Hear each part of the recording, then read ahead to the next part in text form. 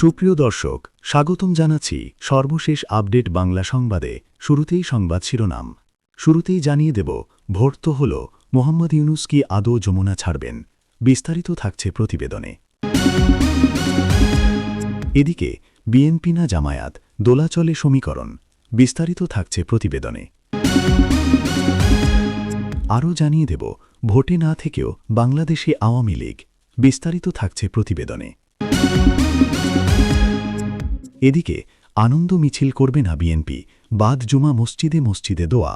বিস্তারিত থাকছে প্রতিবেদনে। আরও জানিয়ে দেব, মধ্যরাতে উখিয়ার রোহিঙ্গা ক্যাম্পে আগুন। বিস্তারিত থাকছে প্রতিবেদনে। এবং সর্বশেষ জানিয়ে দেব, ৩ আসনের ফল ঘোষণা স্থগিত রাখবে নির্বাচন কমিশন। বিস্তারিত থাকছে প্রতিবেদনে। এতক্ষণ শুনছিলেন সংবাদ শিরোনাম, এবারে বিস্তারিত। তার আগে ভিডিওটি ভালো লাগলে এবং সর্বশেষ আপডেট পেতে চ্যানেলটি সাবস্ক্রাইব করুন। ধন্যবাদ। বাংলাদেশে শেষ হল ত্রয়োদশ জাতীয় সংসদ নির্বাচন। একই সঙ্গে শেষ হল ছাপ্পা পর্ব। ভোট শুরু হয় সকাল 7:30 থেকে, চলে বিকেল 4:30 পর্যন্ত। ভোটদানের সঙ্গে শুরু হয় নির্বিবাদে ছাপ্পা দান। এই প্রতিবেদন পাঠ করার সময় চলছে গণনা। গণনাতেও জল মেশানোর সম্ভাবনা প্রবল বলে মনে করছে রাজনৈতিক মহলের একাংশ। বিশেষ করে জল মেশানোর সম্ভাবনা রয়েছে জুলাই সনদ নিয়ে গণভোটে। ফলে ভোটের ফল, থুরি ছাপ্পার ফল কার দিকে যাবে তা নিয়ে শুরু হয়েছে চর্চা। কে কার পক্ষে কত লিটার জল মেশাবে সেটাও দেখার বিষয়। গোটা দুনিয়া জেনে গিয়েছে তারা নেই, তারা নিষিদ্ধ। ফ্রিজড করা হয়েছে দলের প্রতীক। দলনেত্রী দেশে নেই দলের প্রথম সারিরা নেতারা। কিন্তু অথচ তারা না থেকেও প্রবলভাবে রয়ে গিয়েছেন। এটা কতটা ভয়ঙ্কর হতে পারে সেটা একমাত্র তারাই বুঝতে পারছেন যাদের নখ দর্পণে দেশের রাজনীতির নারী যারা দেখতে পারেন। দেশ জুড়ে বইছে ভোটের হাওয়া, আর তার থেকেও প্রবলভাবে বইছে তাদের থ্রের হাওয়া। বইছে এতটা জোরে যে হাওয়া অফিসের সব যন্ত্র তার গতিবেগ ধরে। ত্রয়োদশ জাতীয় সংসদ নির্বাচনে বিপুল সংখ্যক আসনে নির্বাচিত হয়েও কোনো আনন্দ মিছিল ও সভা না করার ঘোষণা দিয়েছে বিএনপি। বৃহস্পতিবার 12 ফেব্রুয়ারি মধ্যরাতে বিএনপির সিনিয়র যুগ্ম মহাসচিব অ্যাডভোকেট রুহুল কবির রিজভী স্বাক্ষরিত এক প্রেস বিজ্ঞপ্তিতে এ তথ্য জানানো হয়।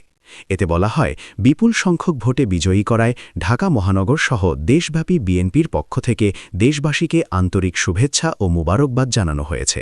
এ উপলক্ষে আগামীকাল 13 ফেব্রুয়ারি শুক্রবার বাদ জুম্মা গণতন্ত্রের মা সাবেক প্রধানমন্ত্রী মরহুমা বেগম খালেদা জিয়ার বিদেহী আত্মার মাগফিরাত ও দেশবাসীর প্রতি শুভকামনায় বাংলাদেশ জাতীয়তাবাদী দল বিএনপির উদ্যোগে ঢাকাসহ দেশব্যাপী মসজিদে মসজিদে জুম্মার নামাজ শেষে দোয়া অনুষ্ঠিত হবে। কক্সবাজারের উখিয়ার পালাংখালী ইউনিয়নের 11 নং রোহিঙ্গা ক্যাম্পে আগুনের ঘটনা ঘটেছে। বৃহস্পতিবার 13 ফেব্রুয়ারি দিবাগত রাত 3:10 ক্যাম্পের ব্লকে আগুনের এই সূত্রপাত হয়। রাত 3:30টায় এই প্রতিবেদন লেখা পর্যন্ত আগুন নিয়ন্ত্রণে কাজ করছে ফায়ার সার্ভিসের 2টি ইউনিট। পাশাপাশি সহযোগিতা করছেন ব্লকের বাসিন্দারা। এখন পর্যন্ত কোনো হতাহতের তথ্য মেলেনি। উখিয়া ফায়ার সার্ভিস ও সিভিল ডিফেন্সের স্টেশন কর্মকর্তা ডলার ত্রিপুরা বলেন, আগুন নিয়ন্ত্রণে ফায়ার সার্ভিসের তৎপরতা চলমান রয়েছে। ত্রয়োদশ জাতীয় সংসদ নির্বাচনের ফলাফল নির্ধারণ হয়ে গেলেও 3টি আসনের ফল ঘোষণা স্থগিত রাখবে নির্বাচন কমিশন।